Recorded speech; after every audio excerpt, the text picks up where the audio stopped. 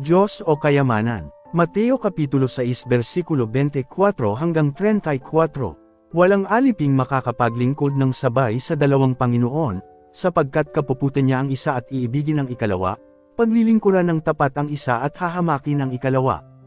Hindi kayo maaaring maglingkod ng sabay sa Diyos at sa kayamanan. Kaya't sinasabi ko sa inyo, huwag kayong mabalisa tungkol sa inyong kakainin at sa inyong iinuman upang kayo'y mabuhay o kaya'y tungkol sa susuotin ng inyong katawan. Hindi ba't ang buhay ay higit na mahalaga kaysa pagkain at ang katawan kaysa damit? Masdan ninyo ang mga ibon. Hindi sila nagtatanim ni umaaniman o kaya'y nagtitipon sa kamalig, ngunit pinapakain sila ng inyong Ama na nasa langit. Hindi ba't higit kayong mahalaga kaysa mga ibon? Sino sa inyo ang makakapagpahabol ng kanyang buhay ng kahit isang oras sa pamamagitan ng kanyang pagkabalisa? At bakit kayo nababalisa tungkol sa pananamit? Isipin ninyo kung paano tumutubo ang mga bulaklak sa parang, hindi sila nagtatrabaho ni magawa ng damit.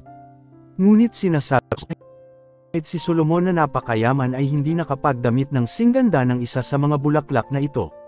Kung dinaramta ng Diyos ang damo sa parang, na buhay ngayon, at kinabukasan ay iginagatong sa kalan, kayo pa kaya? Kay liit ng inyong pananampalataya sa Kanya. Kaya't huwag kayong mag-alalang baka kayo kapusin sa pagkain, inumin o damit. Hindi ba't ang mga hentil ang nababahala tungkol sa mga bagay na iyan? Alam na ng inyong Ama na nasa langit na kailangan ninyo ang lahat ng iyan. Ngunit higit sa lahat ay pagsikapan ninyo na kayo'y pagharian ng Diyos at mamuhay ng ayon sa Kanyang kalooban, at ibibigay niya sa inyo ang lahat ng inyong pangangailangan.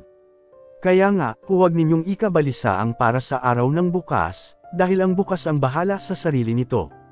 Sapat na ang inyong mga suliranin sa bawat araw.